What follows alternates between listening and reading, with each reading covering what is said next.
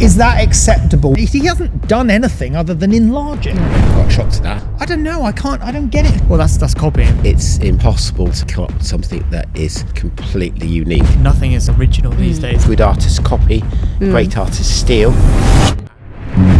This is the Learn, Create, Thrive podcast by visualeducation.com. Episode 3, Plagiarism or Inspiration. Welcome back to Learn, Create, Thrive podcast. I'm Karl Taylor, photographer, filmmaker. This week, we're getting into the subject plagiarism or inspiration. I'm joined by Tim Godion, our resident creative director, artist and illustrator, Ben Toom, video production head, lead. What else does he do? All sorts, live video production, editing. Emma, our creative marketing genius, is here. Emma Harris as well. Let's get stuck into it. Plagiarism or inspiration? My first question to you guys, is it okay as an artist to copy? Emma. I suppose it depends how much you're copying and whether or not you're giving credit maybe to the original artist. Good point. You know, we see people on our platform who will copy your work, but sometimes there's credit, sometimes there's not. And it depends how it's executed, I suppose, as to how okay you are as a creative. Okay, maybe. Good first round. Ben? Yeah, I think you have to copy to some extent when you're learning, don't you? Otherwise, how else are you going to sort of analyze where they've put the light there or how he's lit that in CGI? You know, you kind of need to, I think, as a starting point, like copy. But that's interesting, isn't it? Because the title plagiarism or inspiration, is that more inspiration or copying? Well, that's copying if you're directly lighting a product or whatever it is, whatever genre you're working in, or like, you know, a camera angle, etc. It's just whether you then take that work and then try to sell it or whatever. Okay, fair enough. I'm thinking more along the lines of whether it actually looks like for like, or whether it's just, you know, whether you've just used a similar style or something, and where that line is crossed. Tim, what do you think? Well, in the sort of commercial world, isn't it, with the sort of particular styles, whether it's an illustration, a painting, or a kind of photograph, there's often a set style that you kind of need to adhere to as part of the brief for that project. Like someone from Coca-Cola, they're going to want their product shot in a specific manner, and another artist, another photographer may have to match a similar style that the previous photographer was perhaps tackling it. Okay, but what about if it was art? What if it's paintings? If it's paintings, I think I wouldn't be that overexcited by looking at a copy of someone else's work. But my personal view is using someone as inspiration, as a starting point for your work. That might spark some ideas, some inspiration. And then taking it on in your own direction and using that as a starting point is probably... And I think that's a good point, and that's what I'd like to get into today, because I've got even some examples of my own and where I've taken inspiration from other people as well. Now, the first one that I'm going to pull up, those of you that are listening on podcast won't be able to see this, but those of you on YouTube may well be. I'm going to pull up a couple... If not, we'll pop it on our Instagram so that they can take a look. We can pop it in that way. Okay, so Ben, you like the series Foundation on Apple TV, don't you? Now, that was written by Isaac Asimov, who's a famous sci-fi writer, novelist. I think he's passed now. But Chris Foss, the artist, painted a lot of his book covers. And I know Chris Foss, and I've actually done work for him, photographed his paintings. This painting here, The Stars Like Dust, is by Chris Foss. Do you see that painting there? Okay, that's one of Chris's sci-fi paintings for Isaac Asimov's book covers. Okay? Yep. This picture here is by the artist, and he is a very talented artist as well, by the artist Glenn Brown. And that painting looks very similar, doesn't it, to Chris Foss's. Chris painted his in the 80s. This was painted in 1994.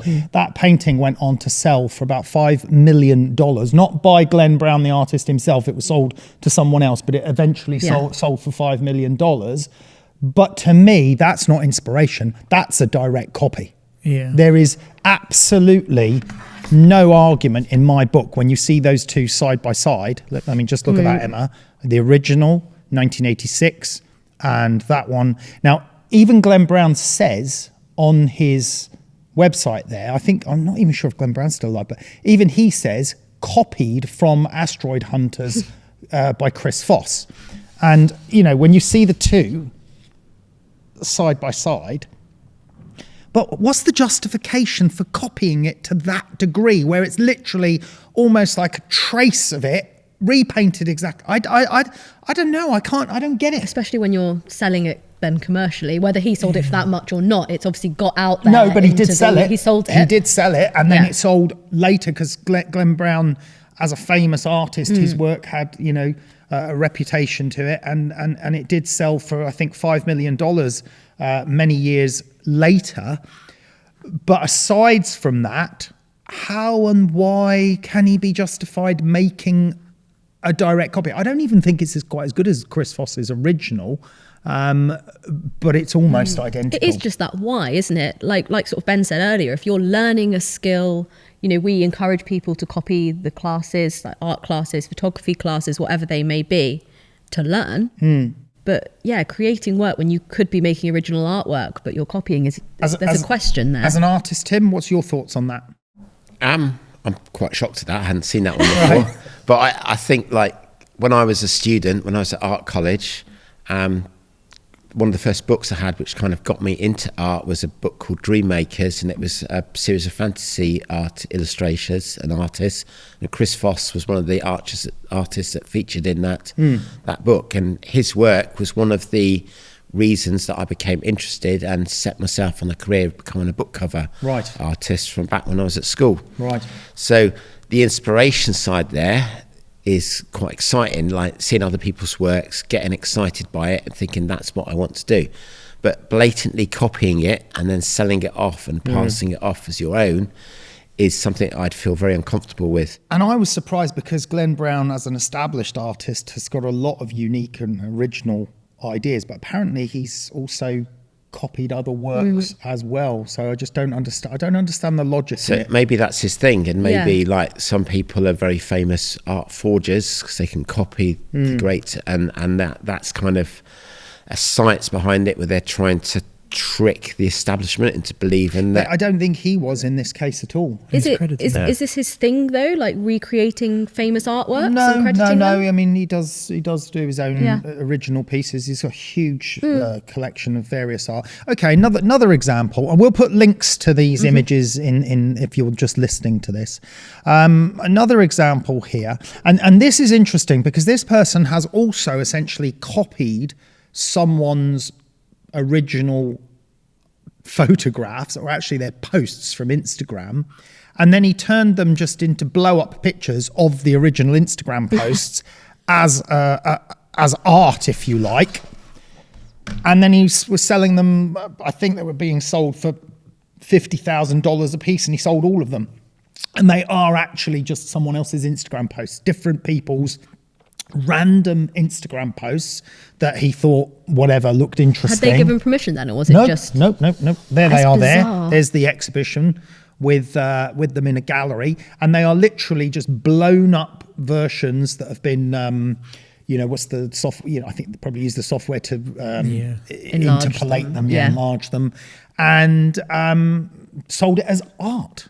Now, in some ways, I don't find that quite as bad because there's almost like an artist's statement in just taking an Instagram post and making it a big kind of poster. Like a look into the modern social world. Exactly. There's a little bit of a more depth to it than what I was seeing with Glenn Brown and Chris Foss's work. But it's still just someone. He hasn't done anything other than enlarge it. No. Yeah. Now his name is Richard Prince, and again, he's a very established artist and photographer. And I think when all this blew up many years ago now, he didn't give a monkey's about it. So what?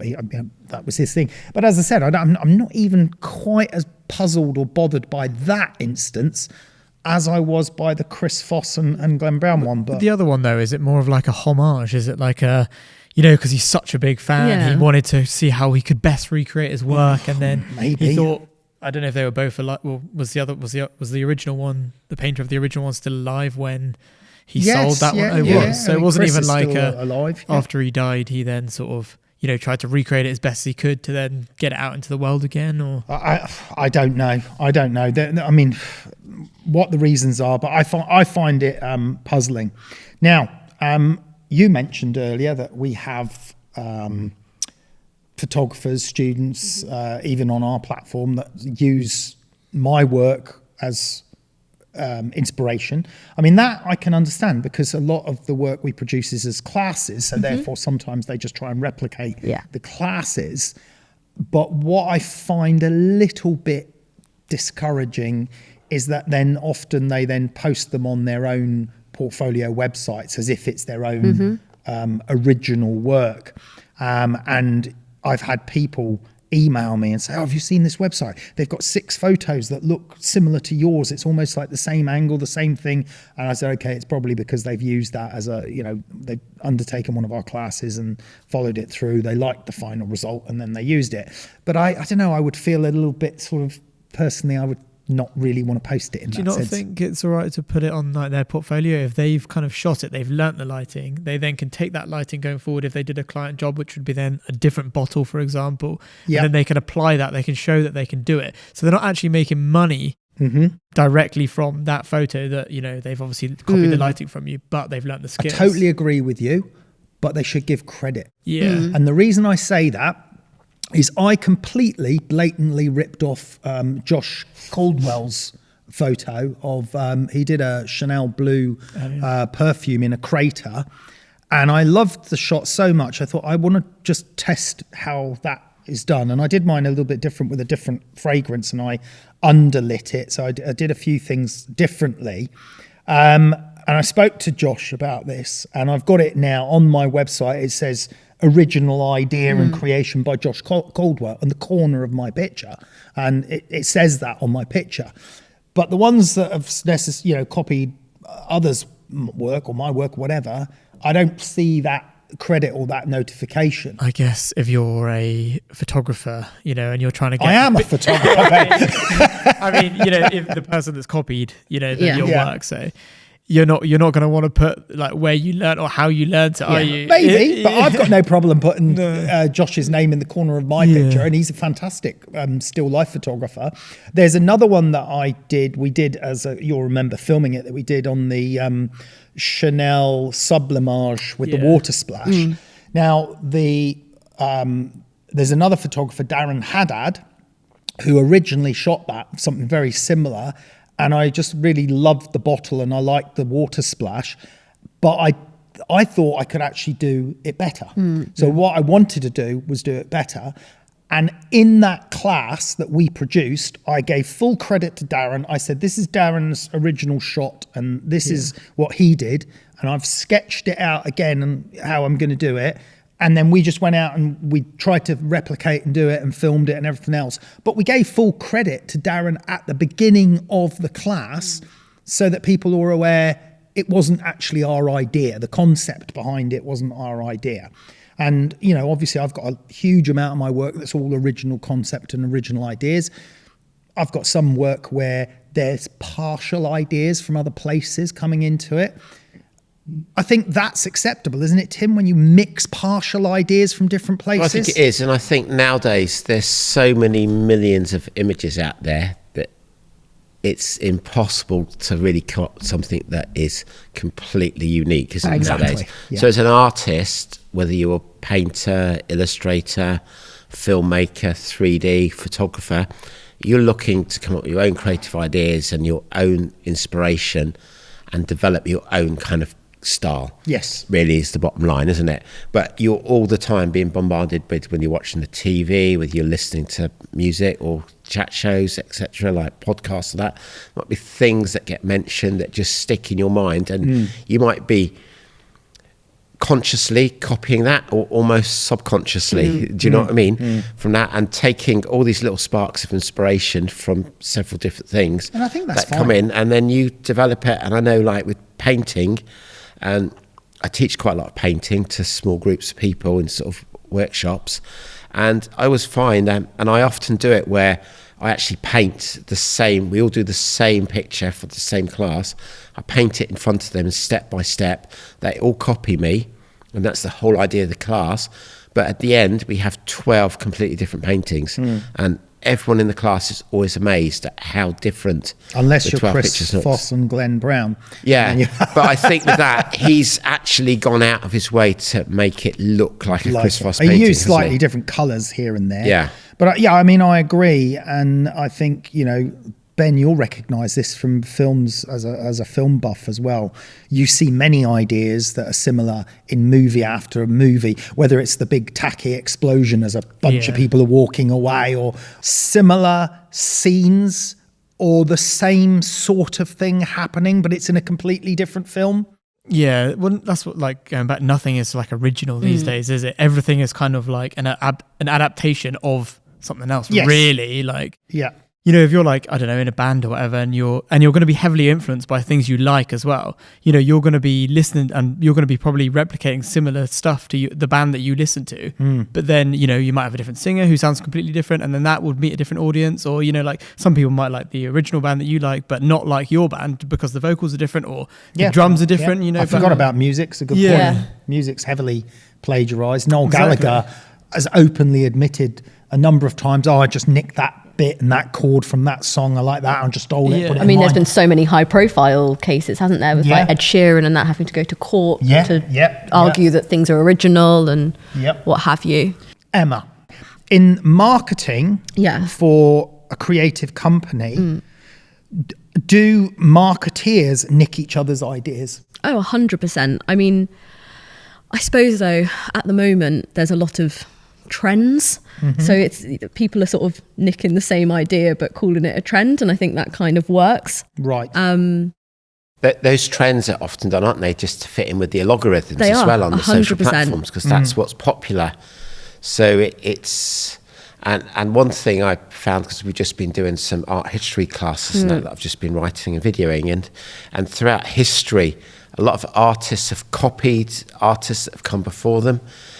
Compositions and that exactly.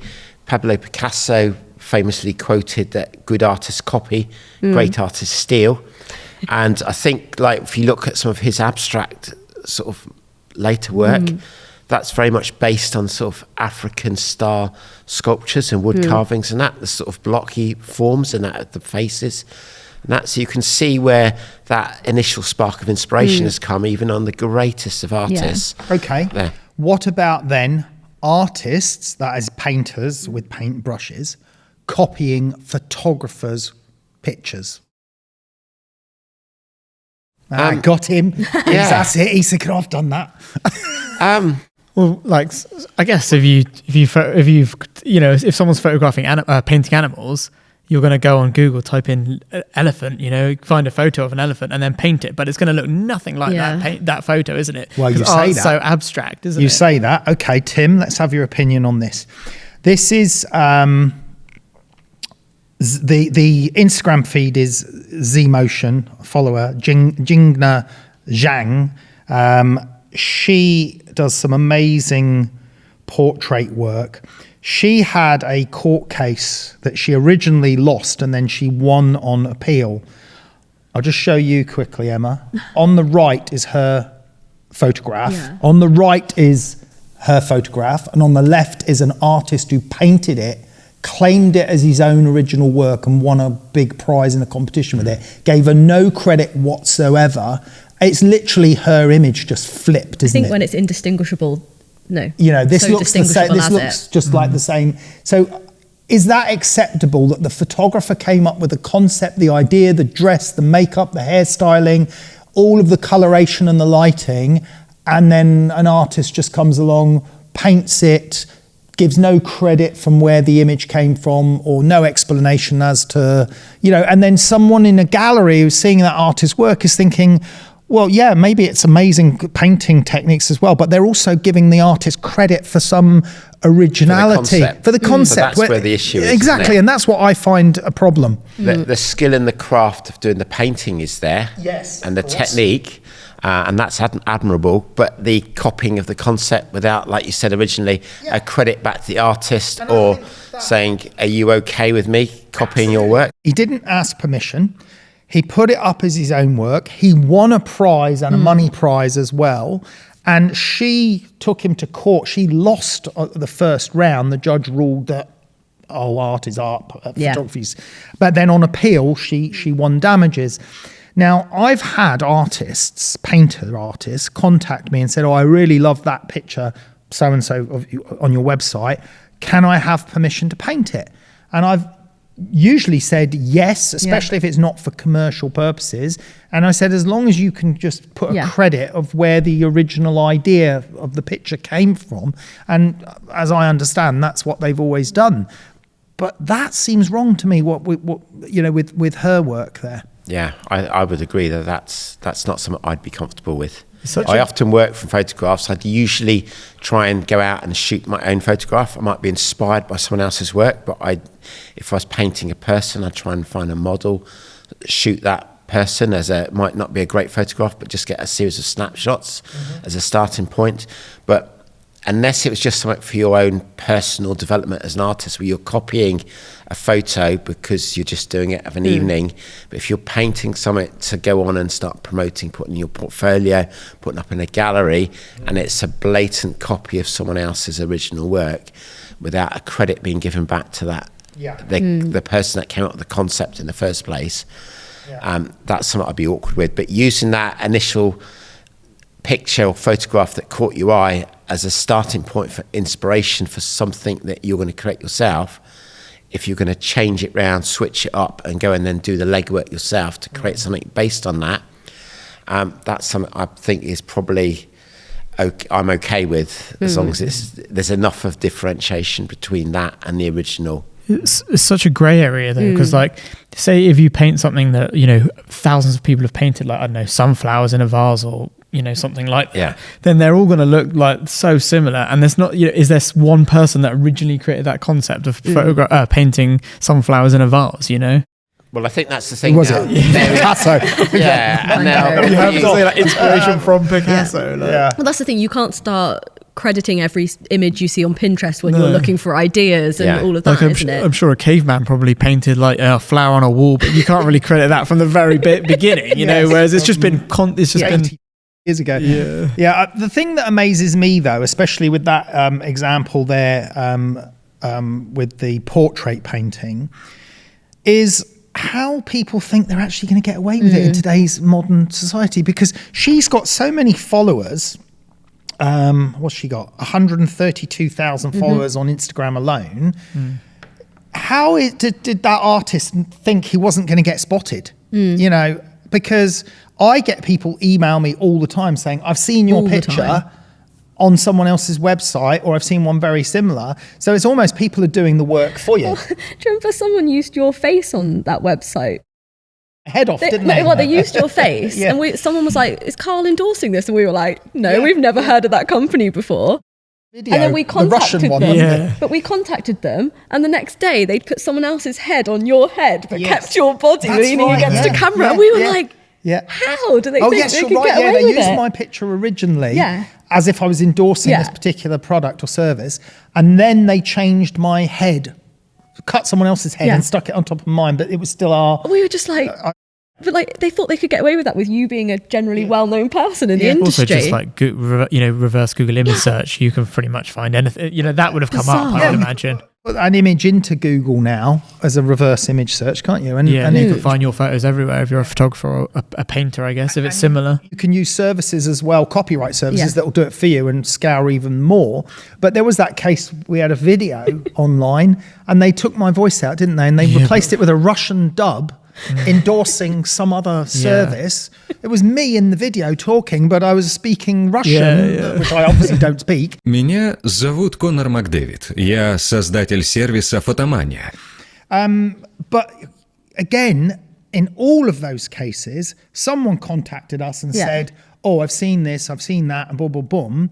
So surely you've got to be pretty stupid if you think you're going to get away with it today. Was that painter trying to get away with it though? Or was he just painting a photo that he'd seen? You know, that's where it's kind of great, because he didn't just take that photo, print it and say, this is my photo. He then, you know, he obviously had the skills to paint it so lifelike that it actually looked like the photo. I suppose it's the intention behind it almost, isn't it? Or maybe he just got carried away with it. Maybe he painted it as an experiment of craft and thought, I really like that.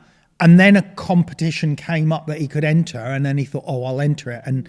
But it's also, you still got to, in the back of your mind, you must be conscious that it's not your concept, not your idea that you're taking. And I know we've spoken about that crossover between inspiration and copying, and you can draw ideas, but surely he must have looked at that and go, the only thing different is I flipped it.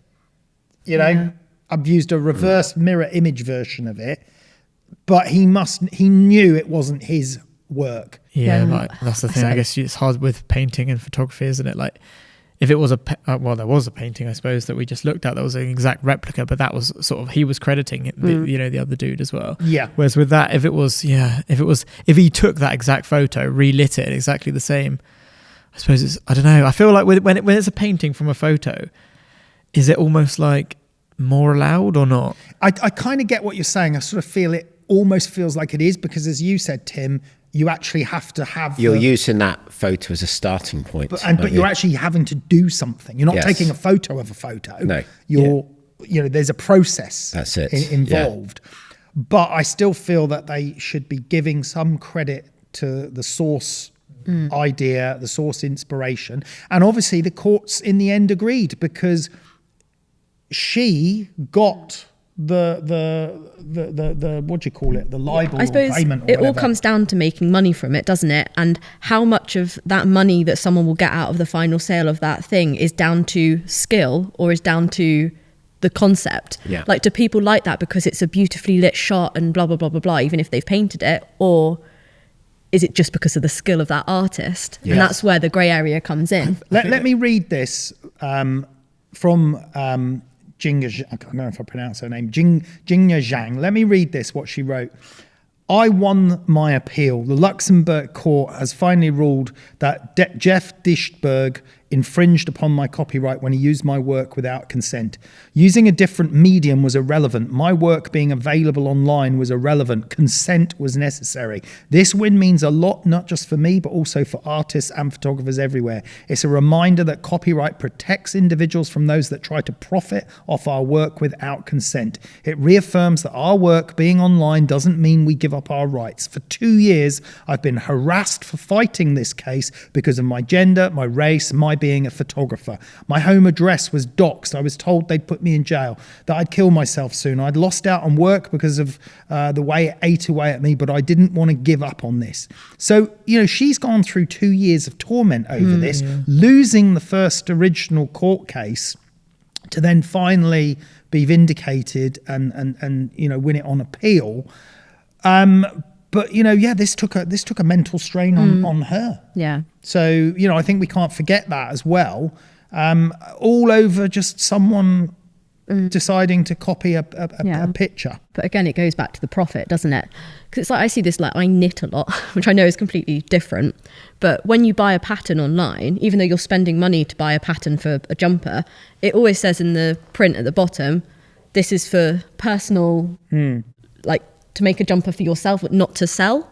Yeah. Like, quite often it will say that because someone's put in a hell of a lot of effort to come up with that pattern. I never thought of that. I never realised that a knitting pattern was a sort of a thing. Copyrighted. No, by someone.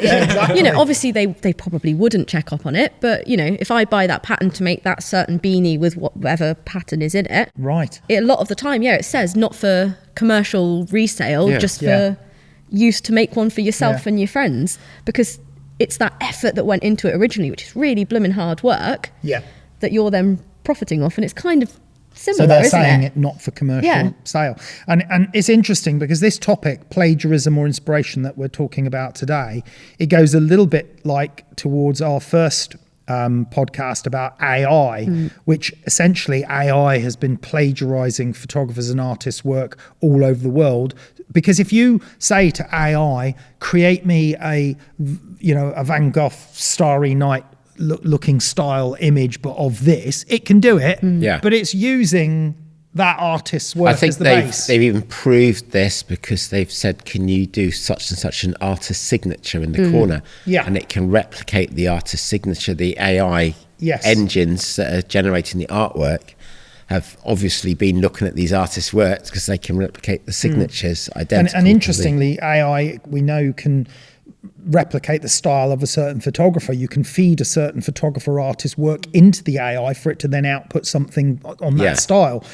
And what it outputs might not be anything like any one piece of that artist, but the overall style would look like it, even though the AI has not had to learn decades of lighting skills or painting skills or knowledge to do it. And therefore, the person giving the prompts is essentially plagiarizing the work. And it's a really grey area, isn't it? Yeah, Such a minefield. What happens if you're like, you really wanted, an actual painted Starry Night sky in your lounge?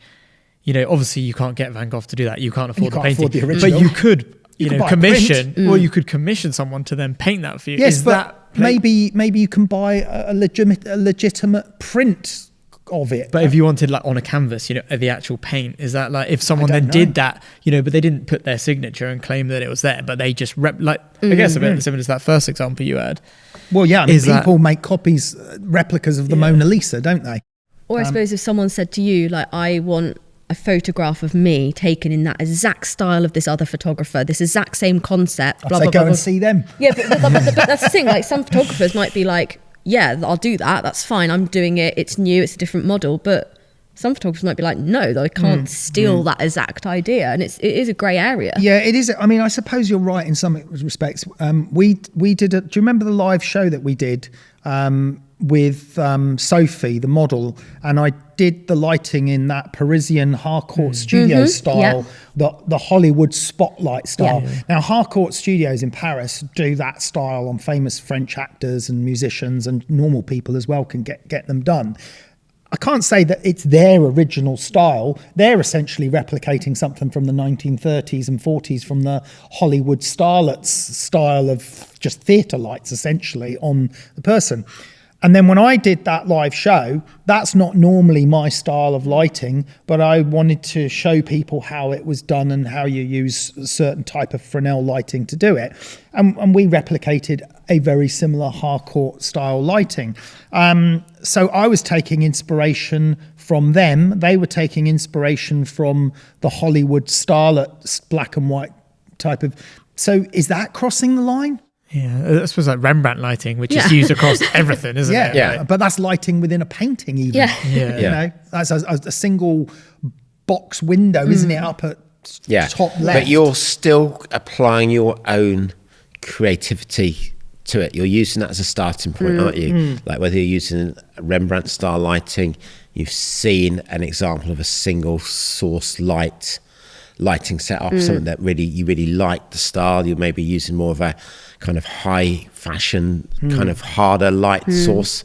And whether that's a particular trend that's in fashion at the moment, or a client's asked you for it, or just something that's caught your eye and you want to try and replicate that, you're then putting on, as an artist or a creative yourself, you're putting your own touch, your own tweaks to it, and getting an image that's right for you, which I think is different to just actually trying to rip off something that looks identical. And you pick up tips. I mean, I've picked up tips from other photographers, friends of mine, famous photographers, and they said, I used this type of light at this angle with this gel on for filling the shadows to get that look. And I said, I really love that look. So then I try it myself. But obviously I'm trying it on a new piece of work, a different subject.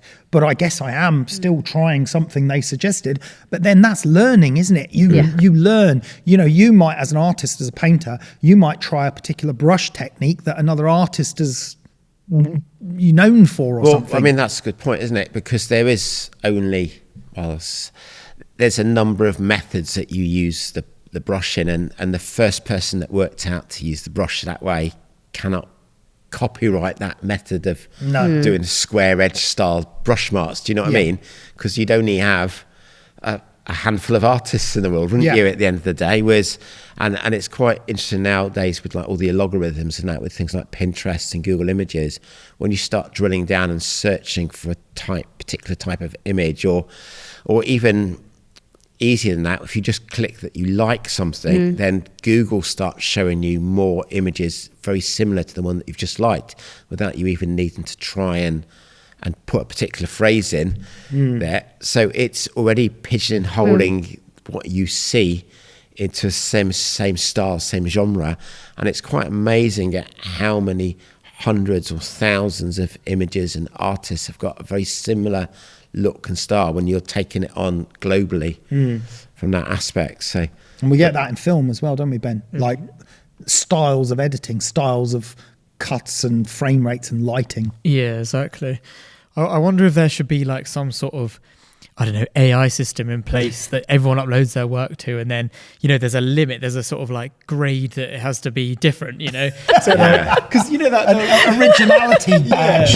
Because you know, like the example you had of the woman, you know, the guy, the painter, did her portrait did of from a the photograph. If the lighting had been terrible on the painting or on the original photo, but then the painter took that exact pose of that woman, but made the lighting good. Yeah, is there like would that still be classed as like? Well, I think no, because I mean, okay, so he made the picture better from making the lighting look better, but it was still the same dress, the same hair, the same model. I don't know, but then the lighting is everything, isn't it? It would make the whole thing look different. Exactly, it would make the fabrics look different, the face look different, everything. So. And it could have been just like a snap on someone's phone, you know, like, and then they've gone and taken that and then made this amazing painting out of it. Yeah. You know, improve the lighting, improve like, I don't know, do we give are we giving more credit to her as a photographer because she put some craft and work into making that portrait? Or would we care if that painter had just taken a replica painting of someone's snapshot off of Instagram where no one felt any work went into the photo, but essentially the artist still copied that? We might not be making so much of a fuss about it because we don't think any work went into the original piece. Is it a question of we're concerned about it because we know the first artist put so much work into it, and it was a good piece of art and it was in a the good first place. piece, exactly. Yeah. Whereas if it's a rubbish piece of art, not even a piece of art, it's just a snapshot, we wouldn't really care. So where do you put the value? But the person who took that photo would care. They might. I reckon they would care because they still took that photo and they would still feel like someone has taken their. They might say, "Oh, that's my husband," or "That's my wife you've painted a picture of without my permission," or it's a very difficult. But even seeing this on social media, like, you know, there's like all the TikTok dance crazes or whatever, people are now crediting the original choreographers of those dances. Really? Right. So like, you know, Ben comes up with a TikTok dance, goes viral. Is he at that again? That's what he does when we're upstairs. Like, Ben comes up with a TikTok dance and it goes viral as a choreographer. I replicate it. A lot of them are saying, original choreography, Ben, which is amazing to see that even people on socials, which you wouldn't even sort of think about, would you? Are really crediting. You wouldn't have even thought anyone and are cared aware that there needs to be the credit to the original artist, which is very interesting that it's sort of spanning that as well. Another interesting point, as a sort of someone that's worked in the commercial art world, and yourself, Karl, is a commercial photographer, is often you'll get a brief from an art director, which is an initial kind of scribble on the back of an envelope, isn't it? Very true. So that is the original concept is given to you, but then they're giving it to you as the creative to then turn that into a real image. So they haven't got the kind of skill sets themselves to do it, but they've given you the seed of an idea. You know, that's a very good point. And also, do you know what's funny about that? Is there have been situations where I've been given the brief, the sketch and the mood boards from a creative director, an ad agency, we won't say which ones, and it turned out the idea wasn't even original. And I've then recreated it not knowing, because I'm following instructions of the art director to create an advert for a company. And then it turns out actually the idea wasn't even their original unique idea. And it's been pointed out to me, there's another image that's got that same concept. And I was even completely unaware of it. I'm just following instructions, which is, you know, for those that don't understand the commercial world, as Tim was pointing out, a lot of commercial work for ad agencies and art directors, you're just following instructions. You're getting told to paint a book cover or illustration for a company based on this. I'm getting told to create this image from this sketch based on this type of style. We're just facilitators. Yeah. Sometimes they will want you with the illustration world. They will want you to come up with your own concepts, but other times you're getting a very tight brief, and also they've got requirements for copy space, that the sort of the style of image that's in there and everything. They'll obviously come to you because they like your work, they like your portfolio, and they think you've got the skill set to produce that final piece of artwork, whether you're a photographer, a painter, a drawer, or a kind of filmmaker or that. But you're getting a very specific brief in some cases, and like you said, Karl, that's quite concerning, isn't it? Yeah. If they've ripped the idea off someone else, you wouldn't even know about it. You wouldn't even know it. And I mean, even if they haven't ripped the idea of someone else, it's their idea. You're just you're just making it happen. We then put that final image on our website as like, oh, look at my work, but it's not actually even our idea or concept. But you still crafted that. You crafted it from nothing, from a sketch, right? Okay, so here's one I'm going to run around the table. I've got my own thoughts on this, but why, let's start with you, Emma, why do people struggle then with originality? Why do people feel they need to do this? Why are we seeing people copy other people's work rather than just coming up with something themselves? I don't know. I suppose when it comes to, art and things like that, like I'm not a very proficient artist, but I like to dabble in the odd little bit of creativity. And from a lack of confidence in my own skill, I'd probably prefer to like go to one of Tim's art classes and follow along with him, or there's like Bob Ross and things. So potentially I think that might come into it. So confidence issue, I reckon, in certain cases. Right, good point. Ben? Potentially. I guess, yeah, maybe because you know what works and you can then apply that rather than like, I guess if you come up with a concept in it, like, I get if something's been good throughout like history or art and in paintings and photos, then that's always going to continue to kind of be good. Whereas if you like did something that was just all like dark and crappy or whatever, and you were like, a bit like my work. Well, I don't know. And then He looked at you then. You could say I like, noticed that. I don't know. My creativity input into this photo is that I want the subject to be completely out of focus, and it just looks ridiculous. I guess there is that extent to that. Like there's a reason that people do stuff a certain way. Maybe is my point. I reckon. Yeah. And Tim, what do you think? Why do people struggle with originality? I think there's so many things out there that you can do, isn't there, whether you start in painting or photograph. Sometimes people find it very difficult to focus down onto an actual subject or something that they want to actually tackle as a project.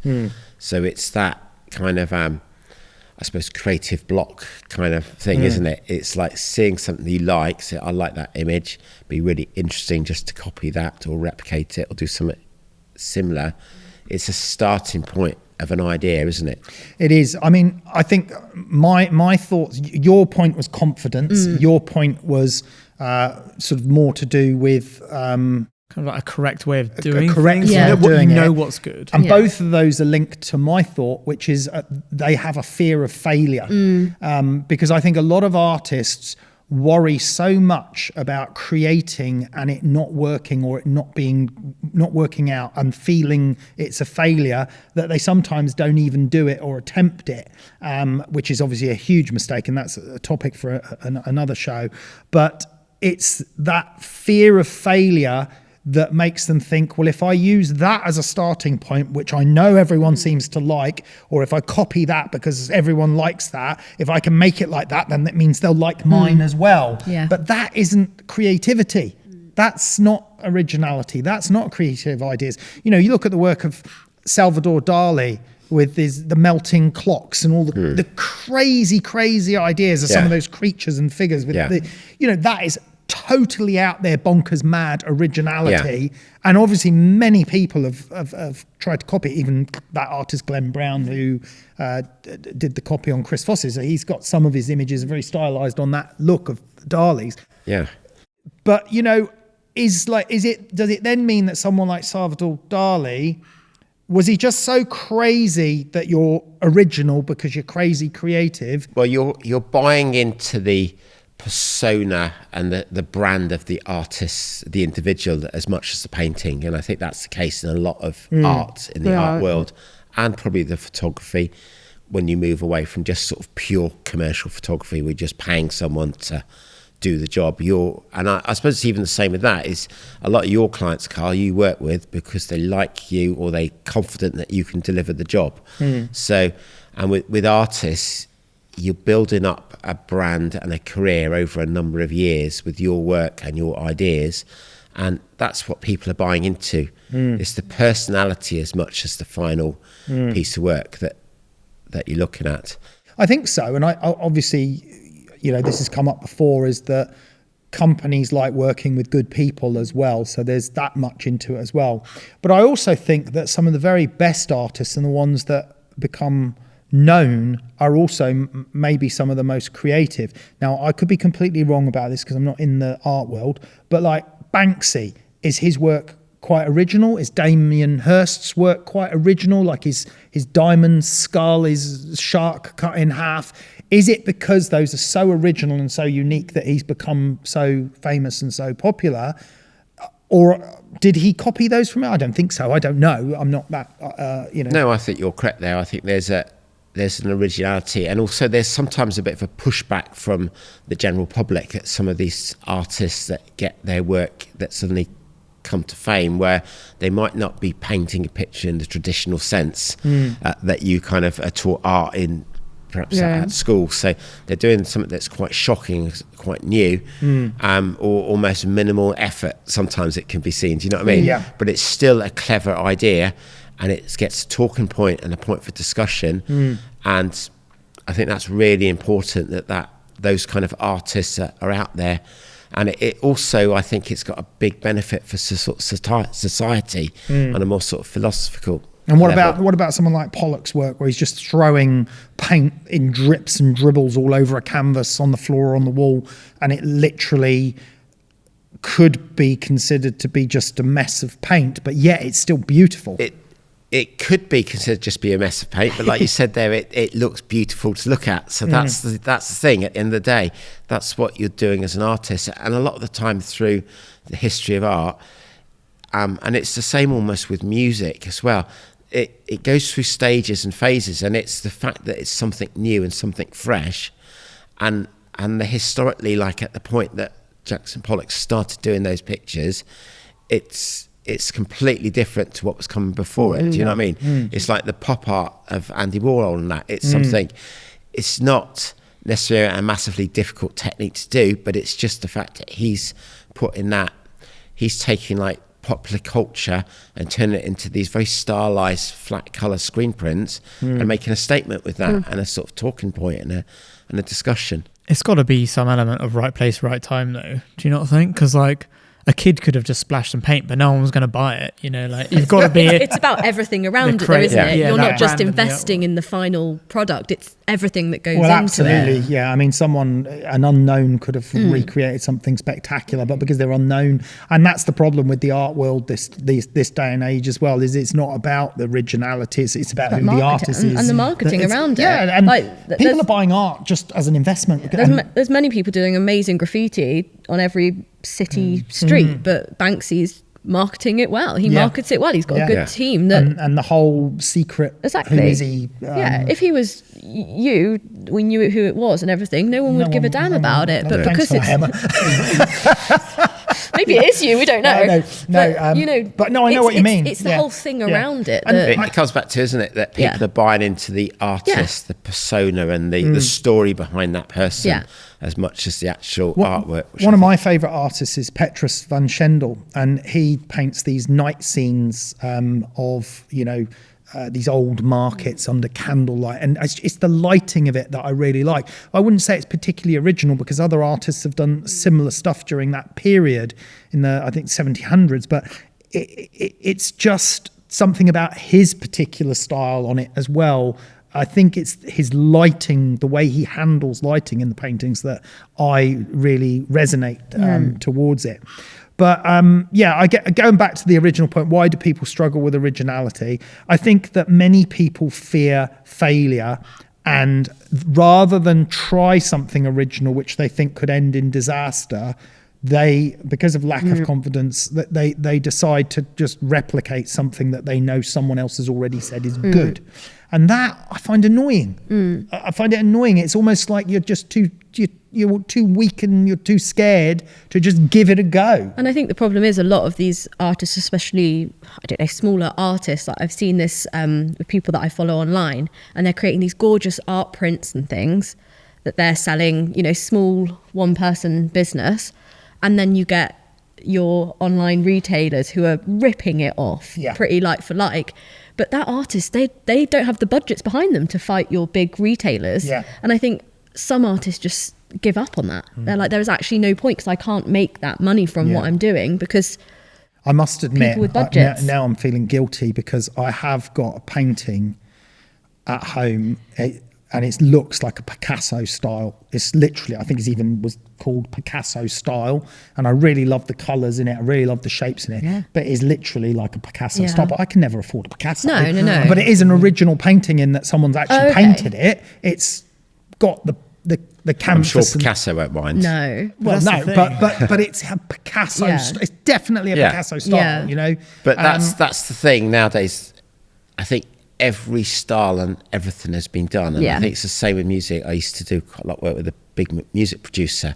He said it's kind of proven that every beat and every repetition of notes and chords has almost been done. There's no possible ways of doing anything new. Everything's already been laid down. Everything could be said. If you look hard enough, you can say, well, that's the same as that. And I think that's what becomes very apparent, like I said earlier in the conversation with like Google Images or things like Pinterest. When you start drilling down to something and you click, I like this, Google or Pinterest, their algorithm just shows you more and more things the same. And it's all by completely different artists, but it's none of it is exactly the same, but it's all very similar in style and genre. And I think when you see it on a global scale like that, where people have put all these work up from all around the world, it's very obvious how difficult it would be to come up with something that's absolutely unique. And it becomes more difficult to be original because if you go back to the days in the 60s of Andy Warhol or even earlier, the population on the planet was 1 or 2 billion people. Now it's at 8 billion people. So the multiplication of the amount of people that can attempt to do something or are influenced by people that came before them, and as Ben was saying, you know, the very first painting might have been a hand on the wall of a cave, but ever since that moment of that very first painting, everything is just multiplied by the amount of attempts that have been done, the amount of billions of people that have lived and died and now exist, that it just becomes harder and harder to be original. And I listened to a podcast just earlier today, actually, and it was chatting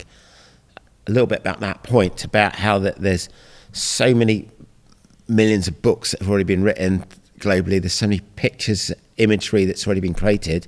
There isn't possible in someone's lifetime to absorb or view all the stuff that's already out there. So is there any point in creating anything more? Hold on, did you just hear that? So essentially, we are plagiarising someone else's podcast because Tim heard a podcast this morning about plagiarising books or something. Now, just the viewers and the listeners, we did not know that before the start of the show. And I'm sure in the comments, people are going, I heard another podcast on the same topic. Yeah. But the problem is we don't know that. We just discussing. But I think it's more it's more the valid point of there's so much stuff out there, and it's like when we're creating social media, it's like there's so much stuff out there.